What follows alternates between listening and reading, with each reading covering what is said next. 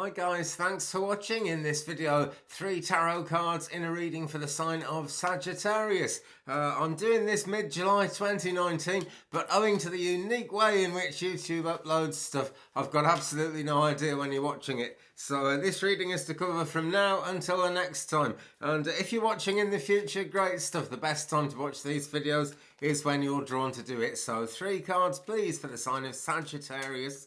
Let's have 3 cards to Saggy, please. And the first one out is the 9 of Swords here. Now then, this is quite a regular one in the present time, because a lot of us are beset not just by one nightmare going on in the background, but possibly by many nightmares. If it's not our nightmare, you know, it's the state of the world. There's always something kind of to worry about. A lot of it doesn't need worrying about, though. That's the thing. And we actually find that we can sort these things out one at a time. The general state of the world, it's true, we can't just go ahead and sort that out, but we can make our own lives a lot more happy and a lot more comfortable.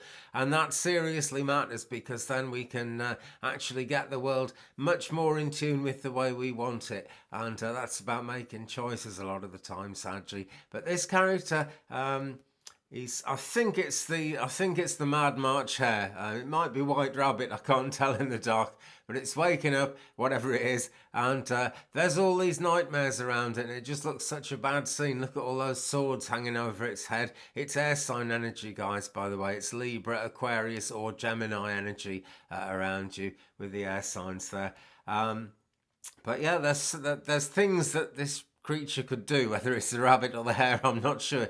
He could get out of bed, he could take one of those swords down, and he could do something about it. And then the following night, there'd only be there'd be one sword less, and eventually there'd only be one sword, and then there'd be no swords. And this is happening, it looks like, is that 10 past 4 or 20 past 2 in the morning on the clock there? I can't quite tell. Maybe it's mirror writing because of the internet. You never know, you just never know. But there we go, there's some confusion as to when's going to be the best time to sort this conundrum out, whatever it is. This is fluid energy, guys, different strokes for different folks, but there's something in the timing there that's going to make a big difference.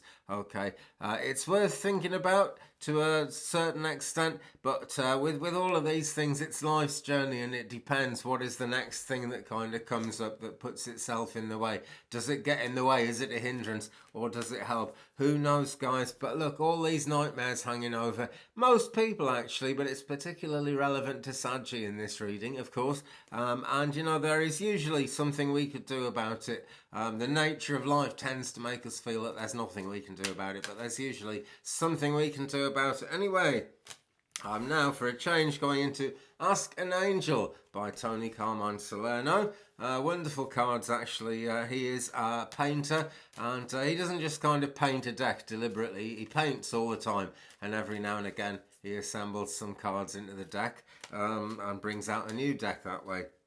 So very divinely guided, very inspirational. And tell us more, please, Tony Salerno, about the 9 of Swords in this reading for Saggy. And we have Awakening. Archangel Jeremiah there. Wonderful image. Just hold that image. Well, I'll hold it there 1 second, actually. It's easy enough, goodness me. And okay, so we've got an awakening here, which looks really horrible. And we've got a beautiful awakening here. And the reason this would be so beautiful, if you imagine all these stars here are representing one little problem after another, that she's sorted out, right? But she's done that by drawing them to herself, you know, and no doubt has made these problems a lot easier to deal with by seeing what she can do about them, by saying, is she taking a thing too personally? One way or another, she's sorted these things out, and look at how free she is. Look at the, you know, she's spreading her wings there. There's the turquoise of truth all over this card, and there's healing, and there's the red of something happening, something going forward. Not much red in this card, though. Just shows you that something like that is in the offing, you know. So things are going to change in the most positive way, Saggy. Don't blame yourself if you can't sort all your problems out. I'm not saying you should be able to. I'm not even saying you could be able to.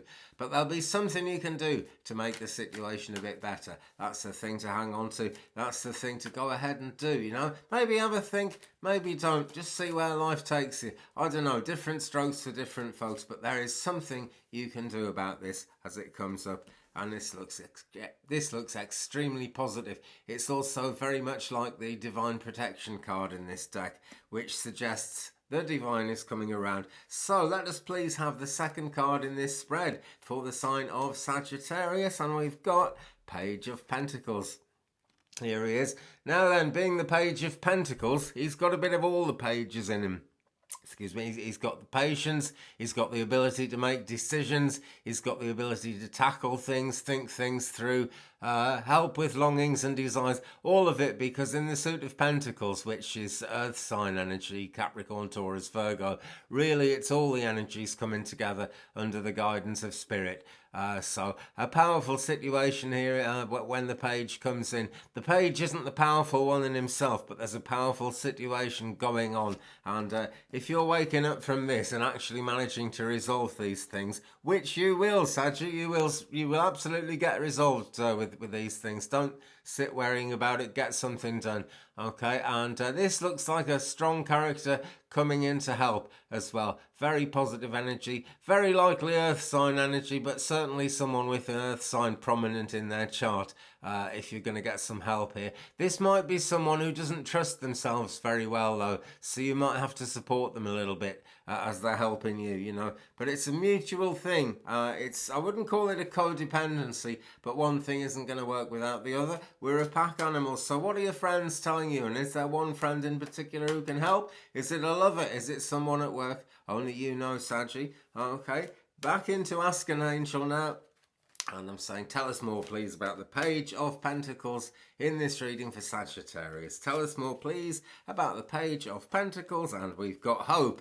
Now, this is great. And it really suits the Page of Pentacles as well. Look, it's the card of hope. It's the thought of hope, the picture of hope, and the feeling of hope. Look at all the colours in this. It is so colourful. And this really shows that a complete lack of stuck energy, of stagnant energy, and this is to go with the Page of Pentacles, so it's very uplifting.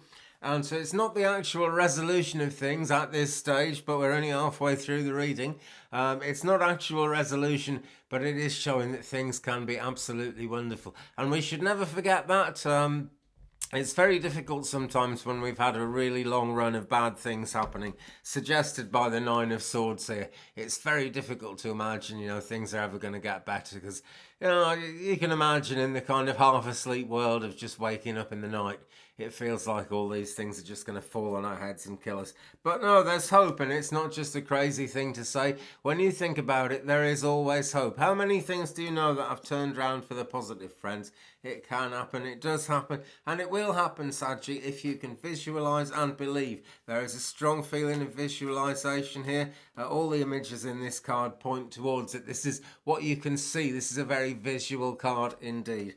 Okay, so keep looking up, keep looking forward, because there's no point looking down really at this stage of things.